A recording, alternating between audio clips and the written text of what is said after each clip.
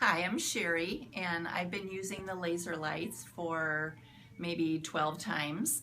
And it all started when one Sunday I ended up on the couch. I could not move. And I said, I've got to go back to Dr. Brian. And so he suggested I do the laser lights. After the first treatment, I said, wow, it's already so much better. And I was so excited. He suggested I go through the treatment program, and I agreed. And I just want to keep getting better and better because I'm very active, go to the club all the time, do a lot of biking in the summer, and I just, want to stay healthy. And this is one of the ways that I want to do it, is to continually work on things. And the laser light treatment really helped me out.